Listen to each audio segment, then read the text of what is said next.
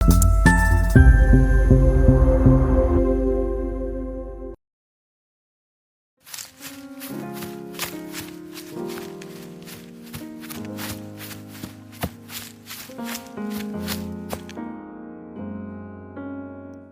ছি, অভাবে স্বভাব নষ্ট।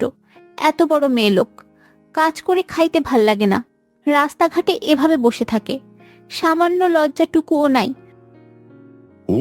ঠিকই বলছো। পাহাড়ে মেয়েটা দেখতে খারাপ না, তারপরও ভিক্ষা করে খাওয়া লাগে। চোখ উপরে ফেলবো, বজ্জা তো বেডা। তোমার ওই নিয়ে ভাবতে হবে না, বাড়ি চললো, তারপর মজা দেখাচ্ছি।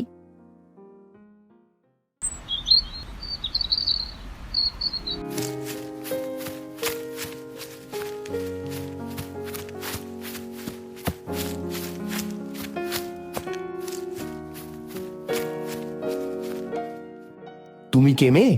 তোমাকে তো আগে কখনো দেখিনি। থাকো কোথায় তুমি? আমি সাধারণ একটি মেয়ে, রাজকুমার। এই গ্রামেই থাকি, থাকার মতো নির্দিষ্ট কোনো স্থান নেই। তোমার বাবা মা আত্মীয় স্বজন কেউ নেই? সব থাকতেও এখন আমার কেউ নেই। মানে তোমার কথা আমি বুঝলাম না। এই অভাগীর দুঃখ শুনে আপনি কি করবেন? যদি পারেন কিছু সাহায্য করুন। গত দুদিন কিছু পেটে পড়েনি, রাজকুমার।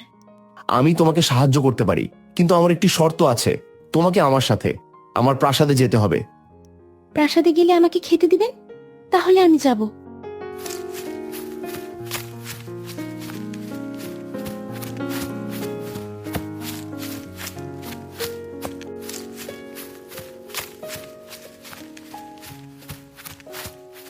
শোনো, এই মেয়েটিকে তুমি নিয়ে যাও এবং সুন্দর পরিষ্কার কাপড় দাও। তারপর খাওয়া দাওয়া করিয়ে অন্দরমহলে নিয়ে আসো। ঠিক আছে রাজকুমার, আমি এখনই তাকে নিয়ে যাচ্ছি।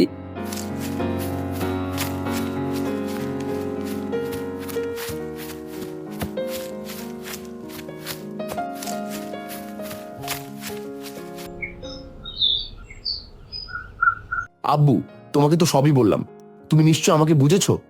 তোমার কাজে আমি সব সময় সন্তুষ্ট, রাজকুমার। কিন্তু অচেনা অজানা একটি মেয়েকে সরাসরি প্রাসাদে নিয়ে আসাটা কতটুকু যুক্তিসঙ্গত তা বুঝতে পারছি না। কি ব্যাপার, রাজা এবং রাজপুত্র এত গভীরভাবে কি এমন আলোচনা করছেন যেখানে রানী নেই? রানী ভালো হয়েছে তুমি এসেছো।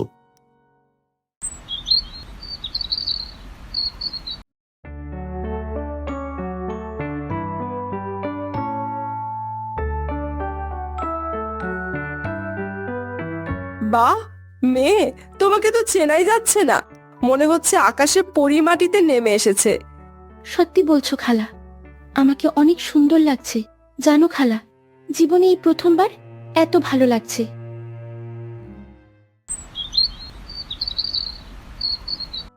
তুমি যা করেছো তাতে আমরা যথেষ্ট গর্ববোধ করি রাজকুমার, কিন্তু আমিও তোমার আব্বুর সাথে একমত।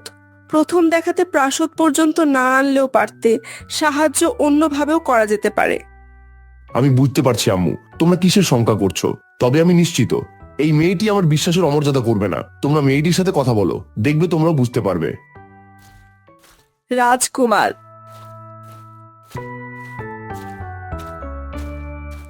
তো বন্ধুরা, আপনাদের কি মনে হয় রাজা রানী মেয়েটির সাথে কথা বলার পর তারা কি মেয়েটিকে প্রাসাদে থাকতে দিবে নাকি দিবে না? কমেন্ট করে জানিয়ে দিন।